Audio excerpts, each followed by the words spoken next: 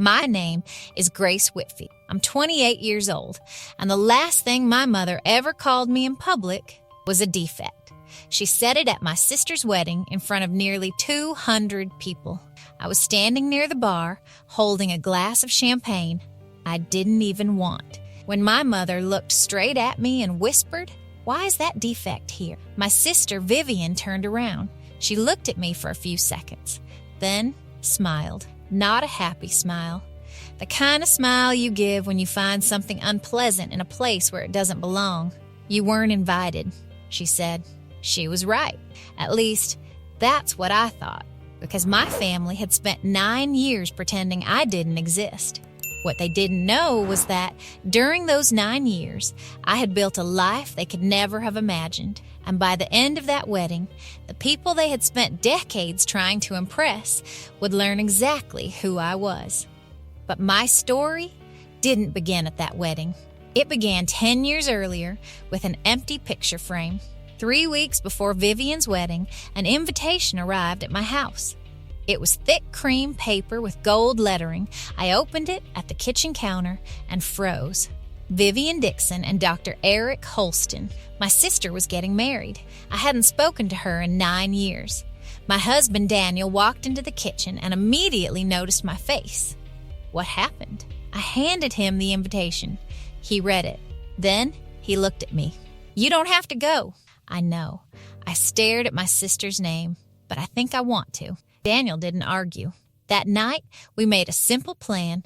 We would attend the ceremony, we would sit quietly in the back, we would congratulate Vivian, and we would leave. I bought a simple navy dress. I thought I was going to that wedding as a stranger. I was wrong. My family had always been obsessed with success. Doctors, surgeons, specialists, their hallway was filled with framed degrees and certificates. My mother called it the wall. Everyone in our family had a place on it. Everyone except me. My sister, Vivian, was 4 years older than I was. She was everything my mother wanted. Top grades, awards, medical school, perfect speeches, perfect clothes, perfect future. I was different. I loved taking care of people. I wanted to become a nurse. But I wasn't interested in becoming a doctor just because our family expected it. My mother never openly told me she hated that. She didn't have to.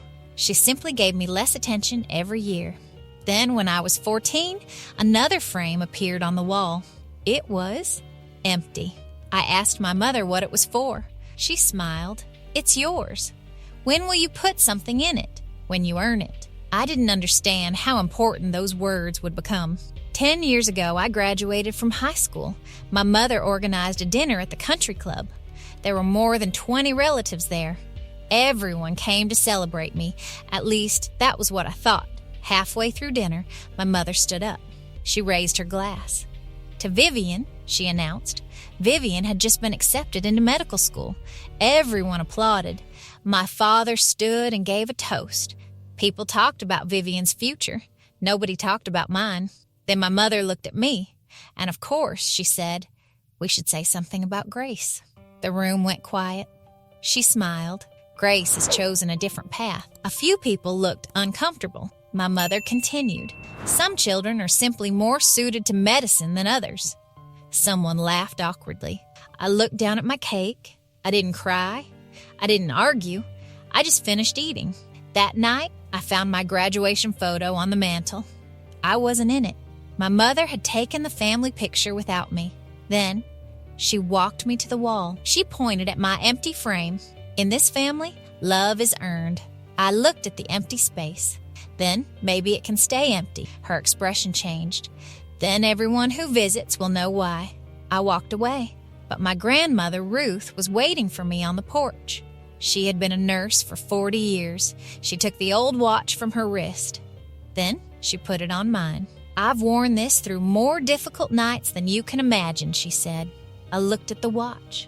"What am I supposed to do with it? Remember this." She held my hand. "Nobody earns love, Grace." That sentence stayed with me, because 10 months later, my parents threw me out. My father handed me a folder. Inside was paperwork showing that the $80,000 college fund my parents had saved for me had been transferred to Vivian's medical education. My mother stood behind him. It makes more sense this way. I asked, "What about my nursing program? You're wasting your potential." "I don't think I am." My mother stared at me. "Then you can leave." I packed everything I owned into 2 trash bags. At the front door, my mother gave me one final chance. "Quit the nursing program, retake your exams, come back and follow the family path." I shook my head. She looked at me coldly. "You're choosing to be nobody."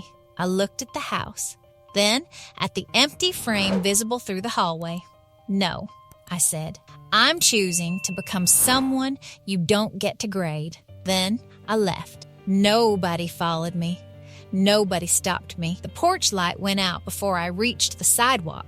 I started working as a caregiver. My first client was an 84-year-old retired machinist named Mr. Alger. He couldn't button his own shirt. My job was simple: help him eat, help him bathe, help him take his medication. And listen, for $11 an hour, I learned more about dignity than I had learned from my family's wall of diplomas. I eventually started my own home care company. I called it Brightwater. I hired people who showed up, people who cared, people my family would probably never have noticed. The company grew. 5 employees became 20. 20 became 100. Eventually, Brightwater had hundreds of caregivers across 3 states. I became the founder and president, and I never told my family. Then something happened that changed everything. My grandmother Ruth had a stroke. I found out 2 days later. I drove nearly 3 hours to the hospice center, but my mother had controlled the visitor list. My name wasn't on it. I begged the receptionist. "I'm her granddaughter." The woman looked at me with sympathy. "I'm sorry, you're not on the list. I never got to say goodbye." Ruth died 11 days later, but she left me one thing: a voicemail, 41 seconds long. I listened to it once, then stopped. I couldn't finish it. For 5 years, I carried that voicemail with me. Years passed. Brightwater became successful, and I married Daniel, a trauma surgeon. He knew everything about my family. He knew about the wall, the empty frame, the trash bags, Ruth, the hospice, everything. He never asked me to forgive them. He simply loved me. 2 years before Vivian's wedding, Brightwater helped fund a medical fellowship. I had one condition. It had to be named after my grandmother, the Ruth Chase Fellowship. My name would not appear anywhere. I didn't want recognition, or at least that's what I told myself. The first recipient was a young doctor named Eric Holston, the same Eric who would eventually become my sister's fiancé. I had unknowingly helped pay for the future of the man who was about to marry Vivian. And then his wedding invitation arrived. At the wedding, my mother saw me almost immediately. Her face changed. "Why is this Defect here?" Vivian came over. "You weren't invited." "I know." "Then leave." Before I could answer, my father approached. I hadn't seen him in 9 years. I waited for him to say something, anything. He looked at me, then said, "Use the service entrance." That was it. No apology, no "how are you," nothing. And suddenly I understood. For 9 years I had told myself my father had been trapped between my mother and me. I was wrong. His silence had been a choice. I looked at him. No, he stared at me. "I left through the front door once," I said. "I'm not leaving through the back this time." Then I walked away. Later, I sat alone outside and finally played Ruth's voicemail. Her voice came through the phone. "Gracie, it's your grandmother. Don't delete them." I almost stopped it again, but this time, I kept listening. "I need you to hear this, honey, because nobody ever told your mother." Then I paused it. I wasn't ready. Not yet. I went back inside. The wedding reception had started. My mother stood at the microphone. She gave a beautiful speech about Vivian, about family, about standards, about how everything in their family was earned. I almost laughed. Then Eric stood up. He thanked his parents. He thanked his mentor. Then he said, "There are 2 people I need to thank tonight." The room became quiet. The first is Dr. Daniel Whitfield. My husband stood. Everyone applauded. Then Eric continued, "The second person is the woman who made my fellowship possible." My mother looked confused. Eric smiled. Her grandmother was a nurse named Ruth Chase. My mother froze. Eric looked toward me. Grace Whitfield, would you please stand? I stood. 200 people turned toward me. Eric continued. Grace built Brightwater from nothing. Today, hundreds of caregivers work for her, and the fellowship that changed my life carries her grandmother's name. Silence. My mother's face went white. Vivian stared at me. You? Eric looked at her. You knew her?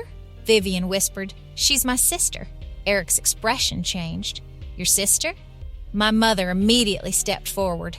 This is a complicated family matter. Eric looked at her. No. His voice was calm. This is my wedding. Then he looked at Vivian. You told me you were an only child. Vivian couldn't answer. Eric looked at my mother. And you told everyone tonight that family is everything. He paused. Which family? Nobody spoke. My mother followed me into the hallway. For the first time in my life, there was no audience. She looked exhausted. Come home, she said. I stared at her. You can come back. Thanksgiving, Christmas, Sunday dinners. Then she said the words I had waited almost 10 years to hear. The frame can be filled. I looked at her. You finally earned your place. And strangely, I didn't feel happy. I felt tired because suddenly I understood. She wasn't offering me love. She was offering me a position, a place at the table, as long as I accepted her rules. I touched Ruth's watch. Then I remembered what my grandmother had told me. Nobody earns love. I looked at my mother. No. She stared at me. You're making a mistake. No, I said. The mistake was spending 10 years trying to earn something that should have been mine from the beginning. Then I walked back into the reception. Everyone was watching. Susan Holston, Eric's mother, looked at me. Grace, she said quietly, is it true? I took a breath. Yes, I was born a Dixon. When I was 19, I was told I wasn't good enough for my family, so I left. I haven't spoken to them in 9 years. I looked at Vivian, and whatever happened after that, she can tell you herself. I refused to expose my sister's secrets, not because I wanted to protect her, because I didn't want revenge anymore. I turned toward my mother. The frame can stay empty. Then I took Daniel's hand, and I walked out through the front doors. Outside, my hands finally started shaking. Daniel put his jacket around my shoulders. He didn't ask anything. I took out my phone, opened Ruth's voicemail, and this time I listened to all 41 seconds. Her voice came through. Gracie, nobody earns love. Love isn't something people can give you after you prove you're worthy. You were never the empty frame. You were the whole wall.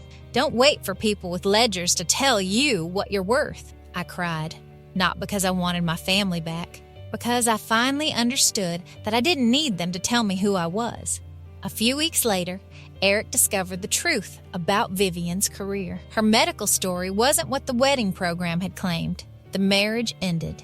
My mother lost the influence she had spent decades building. My father sent me one email, just one sentence.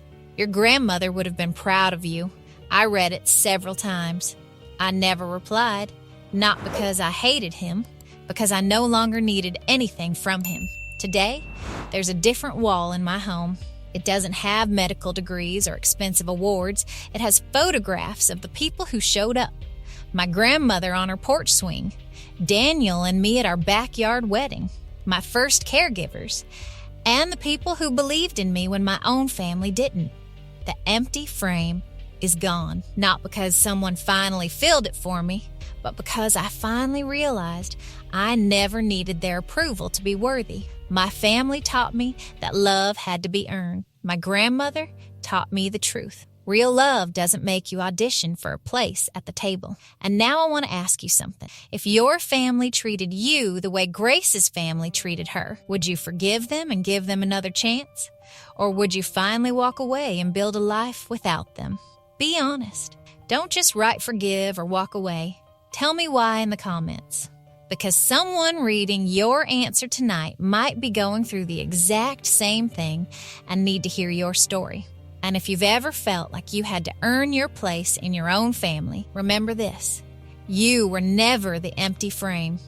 You were always the whole wall. This is Calm Family Secrets, where we tell emotional stories about family, betrayal, secrets, heartbreak, and the quiet strength it takes to choose yourself finally. If this story touched something inside you, don't leave without sharing your answer in the comments. And if you believe someone else needs to hear this message, share this story with them. Like the video, subscribe to Calm Family Secrets, and turn on notifications so you don't miss the next story. Until next time, remember, sometimes walking away from the wrong table is the first step toward finding the people who will make room for you.